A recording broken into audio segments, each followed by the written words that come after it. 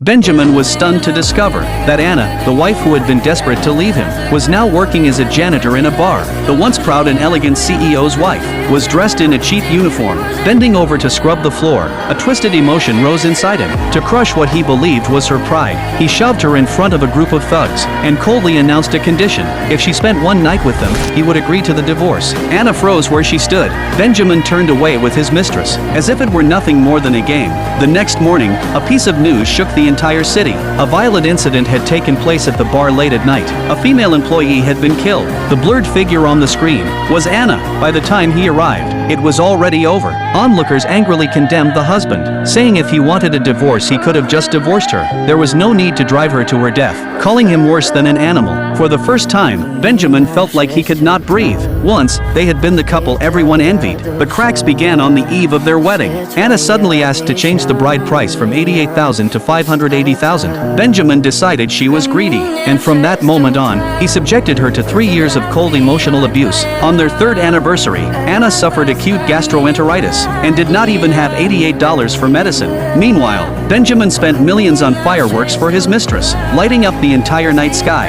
In despair, Anna asked for a divorce. Benjamin mocked her, saying she just wanted money, even asking how much compensation she thought she deserved. His mistress added fuel to the fire, saying he would not hesitate to throw hundreds of thousands to a beggar, yet would not give his own wife a single cent. Benjamin replied coldly that some people were only worth that much. He never knew that in 3 years of marriage, Anna had never spent a single dollar of his money. The $580,000 bride price had never come from him either. Before the wedding, Anna learned her mother was critically ill and needed $580,000 for surgery. That was why she had asked in desperation. But when she rushed to the hospital, she discovered it was a trap set by her mother-in-law, designed to drive a wedge between them. Later, Anna tried again and again to explain. What she received in return was ridicule and humiliation. She tried to forgive. She tried to fix what he called a misunderstanding, but Benjamin kept pushing her deeper into despair. One night, she returned home exhausted, only to be told by the housekeeper she was 1 minute late and barred from entering. Penniless, she spent the entire night outside in the cold. At dawn, she handed him a divorce agreement. Benjamin demanded she first repay the $580,000 he claimed he had spent to marry her. Before discussing divorce, he was certain she had nowhere to go. He secretly blocked her job opportunities, leaving her no choice but to become a cleaner. Even then, he refused to let her go. He allowed his mistress to humiliate her publicly. The mistress sneered, saying she would pay $10,000 for every drink Anna finished. Anna's eyes lit up. $10,000 per glass. 58 glasses would clear her debt, and she could finally leave Benjamin for good. Without hesitation, she picked up the glass and kept drinking. The burning pain in her stomach made her collapse, yet all she received was mockery. Benjamin looked at his wife lying on the floor, without a trace of pity, only deeper disgust. He believed she would do anything for money. He leaned close and gave her a crueler offer. If she accompanied his friends that night, he would sign the divorce immediately.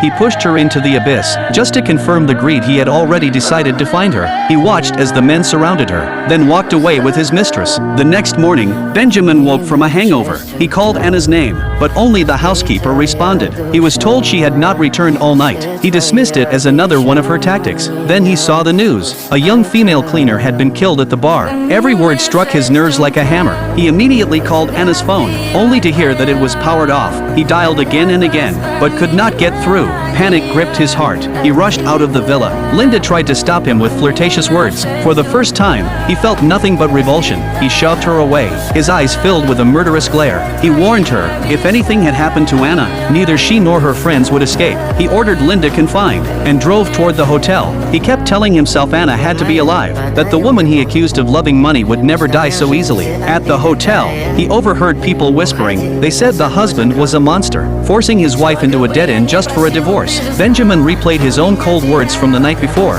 He was that monster. Regret began devouring his sanity. His assistant handed him a ring found at the scene. Benjamin glanced at it and denied it was hers, saying many rings looked the same, but he knew the truth. He had designed it himself, their initials engraved inside, a one-of-a-kind token. He remembered placing it on her finger, promising it would never come off. Later, after resentment took root, he had removed his own ring. She had continued wearing hers. He finally broke down. After everything was handled, he returned alone to the bedroom they once shared. Her presence still lingered in every corner. The housekeeper, Aunt Chang, came in to pack her clothes, picked up a pair of cheap shoes, and casually mentioned she had given them to Anna as a gift, and that Anna had been as happy as a child. A pair of shoes worth less than $100, and she had treasured them. Aunt Chang asked him, if she truly married you for money, why would she embarrass you at the wedding? Why could you not trust her just once? Memories came flooding back. Before the wedding, everyone opposed the marriage. His parents warned him that Anna came from poverty, that her sick mother would be a bottomless pit,